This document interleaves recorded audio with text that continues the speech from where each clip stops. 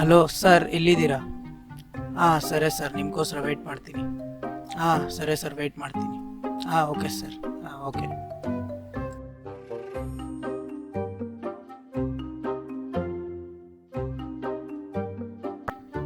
Sir ಬರೋದು late ಆಯಿತು. ಹೊಟ್ಟೆನೋ ಅಷ್ಟೊತ್ತಿತ್ತು, ಅದಕ್ಕಾಗಿ ತಿನ್ನೋಕೆ ಏನಾದ್ರು ಸಿಗುತ್ತಾ ಅಂತ ನೋಡಿದೆ. ನನ್ನ ಪಕ್ಕದಲ್ಲೇ ಒಂದು ಸ್ವೀಟ್ ಶಾಪ್ ಕಾಣಿಸ್ತು. ಅಲ್ಲಿ ಒಂದು 5 ಲಡ್ಡು ಪ್ಯಾಕ್ ಮಾಡಿಸ್ದೆ, ಯಾಕಂದರೆ ಲಡ್ಡು ನಂಗೆ ತುಂಬ ಇಷ್ಟ. ಅದಕ್ಕೆ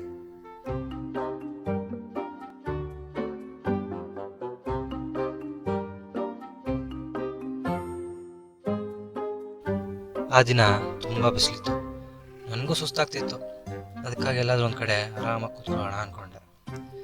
ಕೂತ್ಕೊಂಡು ಬುಕ್ ಓದೋ ಸ್ಟಾರ್ಟ್ ಮಾಡಿದೆ.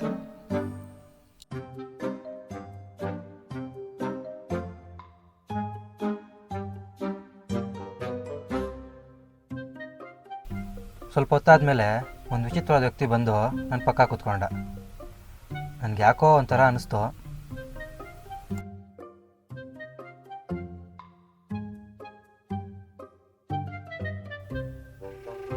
ಸರಿ ಬಿಡು ಅಂತ ನಾನು ಮತ್ತೆ ನನ್ನ ಬುಕ್ ಓದೋ ಸ್ಟಾರ್ಟ್ ಮಾಡಿದೆ. ಸ್ವಲ್ಪ ಹೊತ್ತಾದ್ಮೇಲೆ ನೋಡ್ತೀನಿ, ಆ ವ್ಯಕ್ತಿ ನನ್ನ ಪರ್ಮಿಷನ್ ಇಲ್ದಿರ ನನ್ನ ಲಡ್ಡು ತಿನ್ನೋ ಸ್ಟಾರ್ಟ್ ಮಾಡ್ದ. ನಂಗೆ ತುಂಬ ಕೋಪ ಬಂತು. ನಾನು ಒಂದು ಲಡ್ಡು ಎತ್ಕೊಂಡೆ, ತಿಂದೆ. ನನಗೆ ತುಂಬ ಆಕ್ವರ್ಡ್ ಅನಿಸ್ತು.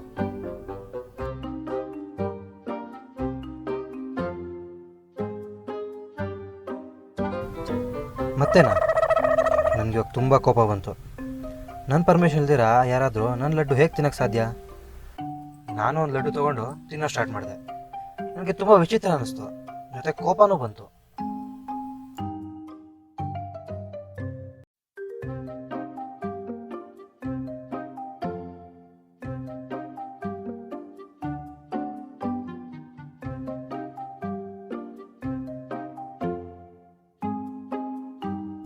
ಸುಮ್ಮನೆ ನಾನೆಲ್ಲ ಮರೆತು ಮತ್ತೆ ನಾನು ಬುಕ್ ಓದೋ ಸ್ಟಾರ್ಟ್ ಮಾಡಿದೆ.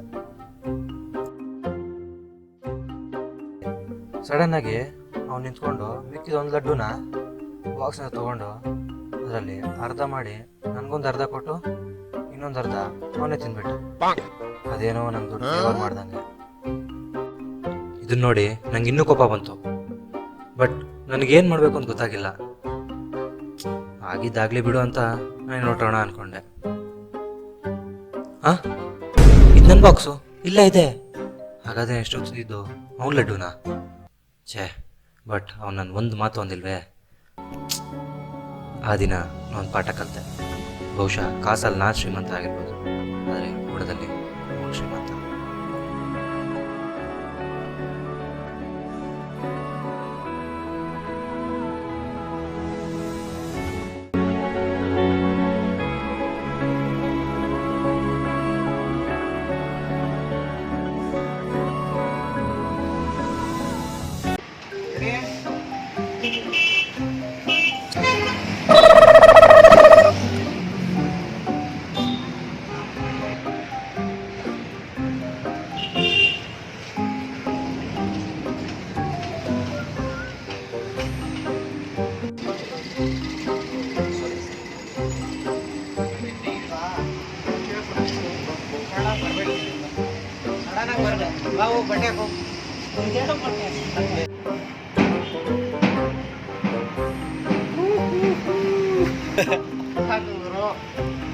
ಶೆಂಡ ಇದ್ದಂಗೆ ಇದೆಯಾ?